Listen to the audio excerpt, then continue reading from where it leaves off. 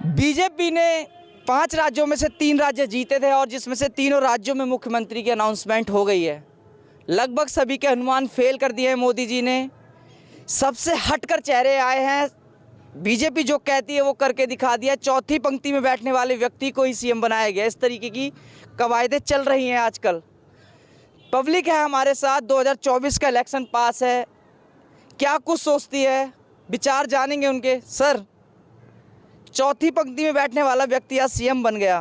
बड़े बड़े चेहरे पीछे रह गए। बीजेपी ने कहा था बूथ कार्यकर्ता भी हमारा बड़ा चेहरा है, तो ये कहावत कहीं ना कहीं सच होती दिखाई दे रही है। देखिए, पहले तो आप सबको बधाई। जो है जहाँ पर बहुत संघर्ष था वहाँ इसी संघर्ष से जीत गए, विजय प्राप्त करी बहुत मतों से।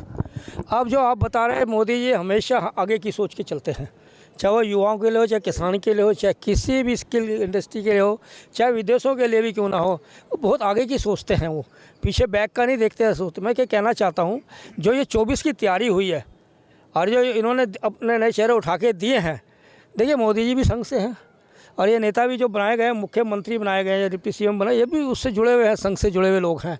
संघ में क्या कारण है कि जो संघ के लोगों को ही इन्होंने इस चीज़ के लिए चुना गया। संघ में हमेशा ही संस्कार सिखाया और एक अनुशासन सिखाया जाता है।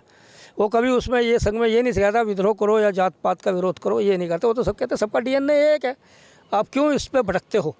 मैं कहना चाहता हूँ, ये जो विज़न रखा गया, ये चुनाव को जो अलग अलग क्षेत्र से अलग अलग उठाया गया, कई ब्राह्मण समाज से, कोई नीचे उसके समाज से, यादव समाज से, दूसरे समाज से उन्होंने उठाया है, तो ये पूरी इनकी जो क्या मैसेज देना चाह रहे हैं। जैसे कि मध्य प्रदेश की बात कर लेता हूँ मैं पहले। यादव सीएम बना दिए गए, क्या मैसेज देना चाहते हैं। ये 2024 के लिए मैसेज है, ये 2 स्टेट के लिए, उत्तर प्रदेश और बिहार के लिए। मैं ये कह चुका हूँ आपको, ये 24 से रणनीति तैयार हो रही है। ये जो ये बांटा गया है इस तरह से, आपको पता है क्या कितने यादव एमपी में, कितने यादव आपके वहाँ पर है, बिहार में है, कितना यादव इधर है, आपके कई जगह हैं यादव जातियाँ जो है। आज उनको भी खुशी हो रही है कि हमारे समाज से एक मुख्यमंत्री बना है। नहीं, कहा जाता है कि बिहार और यूपी का यादव थोड़ा बीजेपी से कटा हुआ रहता है और तो यादव कर देते हैं वोट। ये उधर का ही वोट साधने के लिए मध्य प्रदेश में मैसेज दिया गया है, यादव जाति से सीएम चुना गया है। ये तो देखो कहने वाली बात है, स्वतंत्र है, लोग बोल सकते हैं जो बोलते हो। ऐसे तो लोग मुसलमानों को भी कहते हैं कि बीजेपी के साथ नहीं, तो उन्होंने भी वोटिंग करी है। आप ये देखिए ना, मुसलमानों भी तो वोट डाली है। मैं कहने को कोई कुछ भी कह ले, जब जिन समाज के लिए अच्छा काम होता है, अच्छा कार्य होता है, उस समाज के लोग क्यों नहीं खुश होंगे।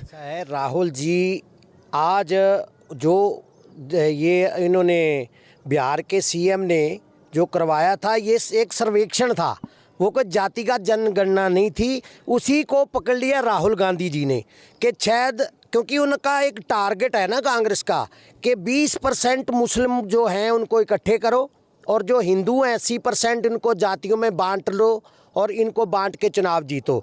लेकिन जनता जो है ना अब बहुत समझदार हो गई है। वो इन जातियों पातियों के चक्कर में नहीं पड़ना चाहती। वो ये देख रहा है कि हमें कौन हमारे देश का विकास कर रहा है, समाज का विकास कर रहा है, कौन देश को आगे लेके जा रहा है। तो इस नाते इनका जो जाति गणना का जो भी इन्होंने फार्मूला फेंका था वो इनका फेल हो गया। क्योंकि जनता जो है ना अब देख रही है ईमानदार कौन है। 60 साल कांग्रेस ने इस देश को लूट के खाया, लेकिन अब कौन आगे, देशभक्तों की सरकार आ गई। जो आरएसएस में क्या है कि वो आरएसएस में जाता ही वही आदमी है जो देश को, समाज को जोड़ने के लिए, उसको प्यार करने के लिए, उसके लिए कुर्बान होने के लिए। तो ऐसे ही मोदी जी जो है ना आरएसएस से आए हैं और अब जो 3 मुख्यमंत्री बनाए हैं वो भी आरएसएस के कट्टर कार्यकर्ता रहे। उन्होंने समाज की सेवा की है और उनकी सेवा को देखते हुए गरीब परिवारों के बच्चों को ला करके मोदी जी ने बनाया है। क्योंकि ये लोग गरीबी को जानते हैं, ये समाज को समझते हैं। ये एक अंत जो पायदान पे खड़ा हुआ आदमी है उसको आगे ले जाने में ये मदद कर सकेंगे। अलग अलग राय है, जाति समीकरण हावी है, ओबीसी एसटी से सीएम बना दिए गए, लेकिन अभी भी जनता में बहस का मुद्दा बना हुआ है कि कोई कह रहा है कि राहुल का विजन चुरा लेते हैं मोदी जी, लेकिन कह रहे हैं कि मोदी जी की गारंटी है, उस पर मोहर लगती है। अब देखने वाली बात ये होगी कि जो 2024 का चुनाव है उसमें जो सत्ता पक्ष अपनी हार से सीखेगा, क्या बीजेपी के इस विजय रथ को रोकने में कामयाब रहेगा या बीजेपी लोकसभा में तीसरी बार हैट्रिक लगाएगी।